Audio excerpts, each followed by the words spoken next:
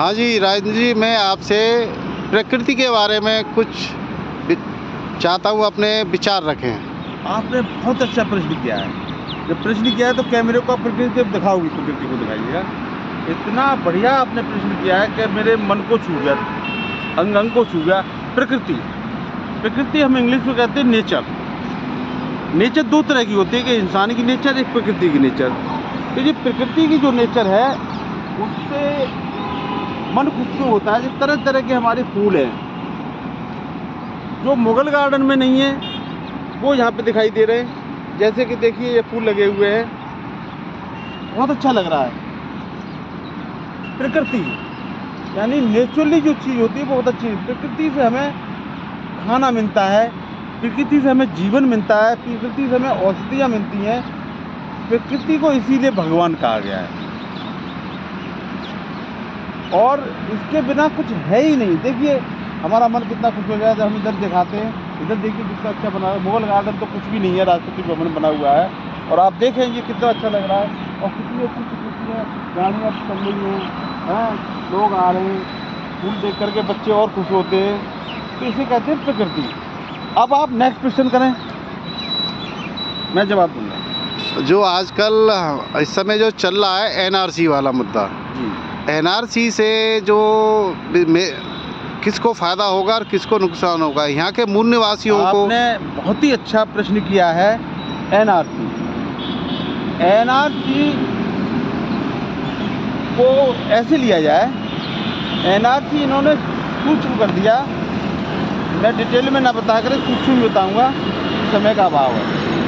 NRC में जो यहाँ के मूल निवासी हैं, जो वास्तविक मूल निवासी हैं, उनको ये निकालना चाहते हैं। एनआरसी का मतलब यही है। और जो बाहर से आए हैं उनको यहाँ रखना चाहते हैं, जिनका देश है उनको यहाँ से हटाना चाहते हैं। तो इनकी ये बहुत गंदी सोच है।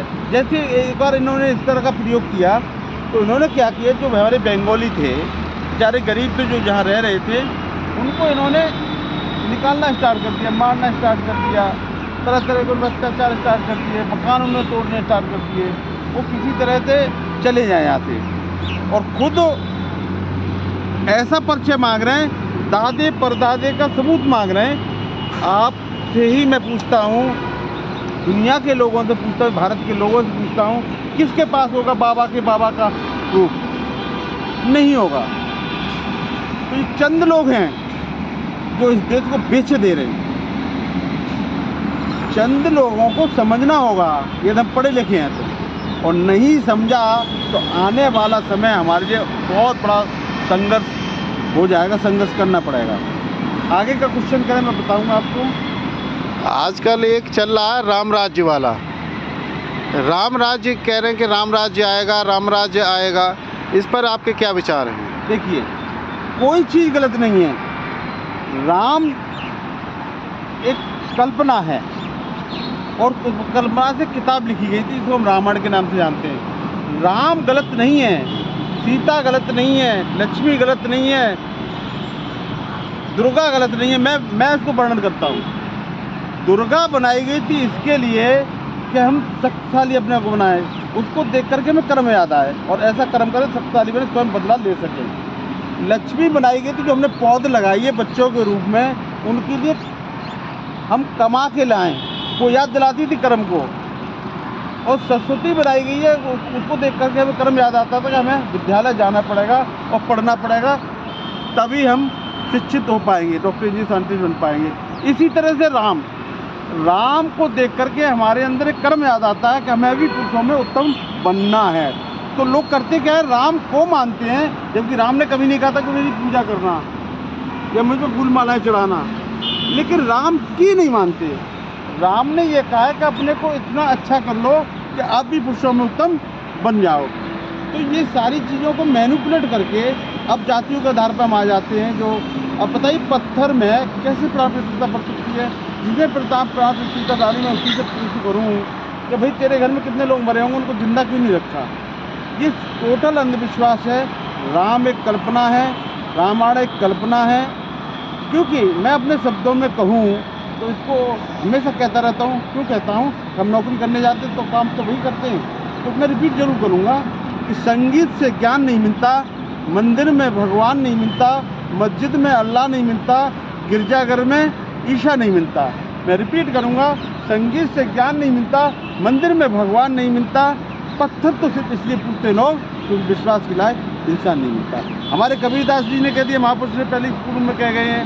हिंदुओं के लिए उन्होंने कहा है कि पत्थर पूजे हर मिले तो मैं पूजूं पहाड़, ताते घर की चकिया वाली पीस का संसार। और मुसलमानों के लिए भी कितनी अच्छी बात कही है, उन्होंने अपनी पंक्तियों में कहा है कि कांकड़ पाथर जोड़ के मस्जिद लई चिनाए और ताचड़ मुल्ला बांग दे के भैरव है खुदा। और उसके बाद में हमारे जो महापुरुष हुए रविदास के रूप में, रविदास शब्द गलत उपयोग करते, वो शब्द था रहदास, रहदास भक्त नाम था। तो उन्होंने कितने मार्मिक शब्दों में कहा कि मन चंगा तो कटौती में गंगा। उन्होंने हम स्पष्ट कर दिया कि जब हम चंगे हैं तो निश्चित है कटौती में गंगा होगी, कहीं कोई गंगा नहीं है। तो ये चीज़ को माने, अंध में ना जाएं।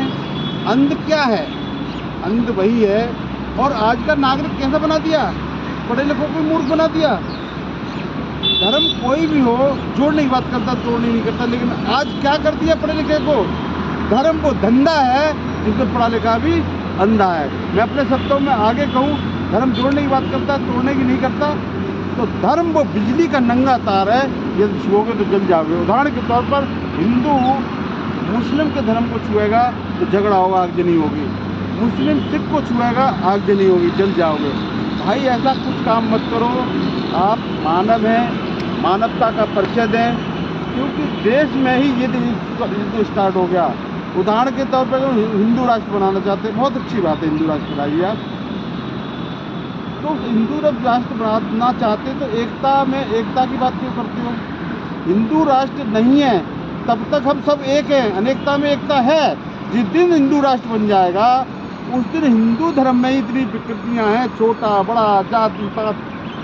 वैसे कोई बाहर का आदमी आ जाए, घुस जाए और चाइनीज झगड़ा करे तो हम सारे हिंदू एक हो जाते हैं, मुस्लिम एक हो जाते हैं। खासतौर पे हिंदू किसी जाति का धर्म का हो, और जब हिंदू राष्ट्र बन जाएगा तो आपस में लड़ेंगे तो क्या होगा? गृह युद्ध स्टार्ट हो जाएगा। तो इसमें सोचना होगा कि एक राष्ट्र, हिंदू राष्ट्र बनाने की बजाय जो हमारे देश में अनेकता में एकता है, सारे मिलके रह रहे हैं, हिंदू हो चाहे मुस्लिम हो। बड़े मार्मिक शब्दों में कहा है कि किस गीतकार ने अपनी पंक्ति में लिखा है, न हिंदू बनेगा न मुसलमान बनेगा, इंसान की औलाद है इंसान बनेगा। इन लोगों से सीखो, महापुरुषों से। अब बात आती है रावण की। रावण कहाँ से आया, राम कहाँ से आया? एक ये नॉवेल टाइप में एक रामायण लिखी गई थी संस्कृत में, वाल्मीकि ने लिखी थी। एक किताब लिखी थी, उसको लोगों ने फिल्मा दिया। आप सोचो, कल्पना करो, जिस समय राम का वर्णन किया जाता है, क्या उस समय कपड़े थे? सोना चांदी की खोज भी नहीं हुई थी, तो जो वस्त्र पहनाए जाते, कपड़े पहनाए जाते, फैक्ट्रियाँ ही नहीं थी, सोने की चीज़ें पहनाई जाती हैं, हार पहनाए जाते थे ही नहीं। तो ये कल्पना ही तो है। आपको सच्ची रामायण पढ़नी है तो ललित सिंह यादव, पेरियार ललित सिंह यादव की पढ़ो, जिसको कुछ चंद लोगों ने, उनको वो लागू नहीं हुआ, उनकी प्रिंटिंग मशीन को तोड़ दिया, तो उनका साथ दिया था पेरियार ज्योतिराव फूले ने। तो वो आज रामायण है, उसको जिसने पढ़ लिया तो सारी नॉवेल, सारी रामायण को भूल जाएगा। लोग पढ़ते ही नहीं, अपने महापुरुषों को नहीं पढ़ते। इस देश के मिसाइल मैन को भी एक धर्म से जोड़ दिया गया। इस देश के संविधान निर्माता को ये धर्म से जोड़ दिया गया, एक जाति से जोड़ दिया। क्यों भाई? वो देश के महापुरुष हैं। ये देश, क्योंकि ये देश न गीता से चलता है, न बाइबल से चलता है, न कुरान से चलता है। देश चलता है तो सिर्फ और सिर्फ संविधान से चलता है। संविधान का निर्माण किसी और ज्ञानी ने क्यों नहीं कर दिया? तो मंदिर में बैठता है, मठाधीश बन के, जो मस्जिद में बैठता है मठाधीश बन के, जिसे हम तरह तरह लोग उससे जानते हैं, जो गिरजाघर में बैठता है, जो गुरुद्वारे में बैठता है, क्यों नहीं कर लिया? Doctor B R. अम्बेडकर को क्यों चुना गया? विचार करो, इसलिए चुना गया, वो योग्य थे, शिक्षित थे, 32 डिग्रियाँ थी। एक डिग्री जो थी DSc, डॉक्टर ऑफ साइंस, जो 8 साल में पूरी होते, 2 साल में पूरी की थी। वो किस देश के नागरिक थे? भारत के नागरिक थे। रोशन किसका नाम हुआ? भारत का हुआ। तमाम इतिहास पढ़ लो, बाइबल पढ़ लो, कुरान पढ़ लो, कुछ भी पढ़ लो, नक्शे देख लो, कहीं पे भी हिंदुस्तान नहीं लिखा होगा, सिर्फ भारत लिखा होगा या इंडिया लिखा होगा। भाई उसको भारत रहने दो, क्यों हिंदुस्तान बना रहे हो? क्यों गाली दे रहे हो उसको? गाली मन दो, जो लिखा है इतिहास कहता है उसको ही मानो। आगे और कुछ पूछना है आपको?